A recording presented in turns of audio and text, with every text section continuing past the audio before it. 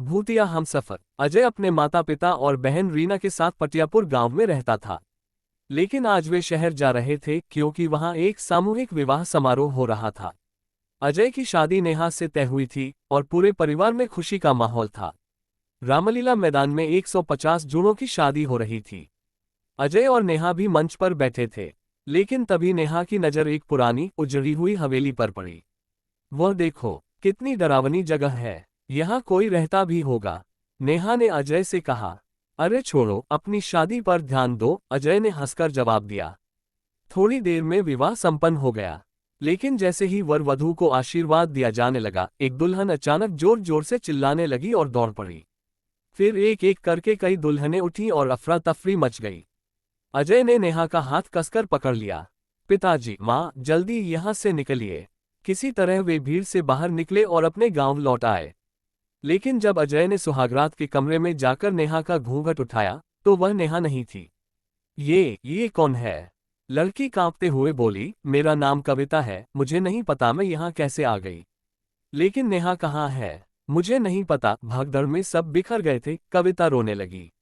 अजय के माता पिता परेशान हो गए। लेकिन वे इंसानियत के नाते कविता को घर में ठहराने को राजी हो गए। रात में अजय सोफे पर सोने चला गया। आधी रात को उसे किसी के पैरों की आहट सुनाई दी। उसने आंखें खोली तो देखा कविता कमरे के बाहर बरामदे में चल रही थी। लेकिन उसका चेहरा सफेद और भावहीन था। कविता, तुम यहाँ क्या कर रही हो? कोई जवाब नहीं, वो बस धीरे धीरे गोल गोल घूम रही थी, जैसे किसी शक्ति के वश में हो। अजय ने झकझोरकर उसे जगाया। क्या हुआ? तुम यहाँ कैसे आई? मुझे नींद में चलने की बीमारी है, अजय को राहत मिली।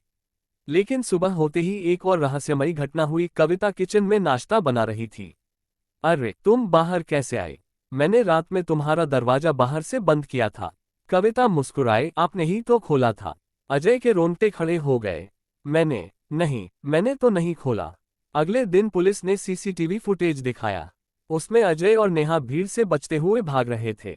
लेकिन तभी नेहा का हाथ छूट गया और नेहा का दुपट्टा खुद ब खुद हवा में उड़ने लगा।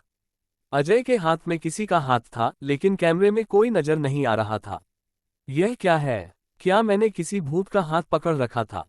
पुलिस भी चौंक गई। घर लौटने पर अजय को तेज बदबू महसूस हुई। लेकिन कविता बोली, मुझे तो कोई बदबू नहीं आ रही। तभी दरवाजे पर फोटोग्राफ आया। उसने शादी की तस्वीरें दी। लेकिन जब उन्होंने तस्वीरें देखीं तो उनके होश उड़ गए। हर फोटो में नेहा तो थी, लेकिन कविता कहीं नहीं दिख रही थी। अजय कांप उठा। तभी कविता की हंसी गूंज उठी। मैं ही नेहा हूं, लेकिन अब मैं वो नेहा नहीं रही जो तुमसे शादी करने आई थी। अचानक उसका रूप बदलने लगा। उसकी आंखें खून जैसी लाल हो गईं, नाखून बढ़ने लगे और वह हवा में उड़ने लगी। नेहा, या जो भी तुम हो, हमें छोड़ दो। अब बहुत देर हो चुकी है। दरवाजे खुद ब खुद बंद हो गए। अजय, उसके माता पिता और रीना हवा में उठने लगे। अब मैं तुम्हारी आत्माएं भी ले जाऊंगी। एक भयानक चीख के साथ सब कुछ अंधेरे में समा गया। सुबह जब पड़ोसी आए तो घर का दरवाजा खुला था।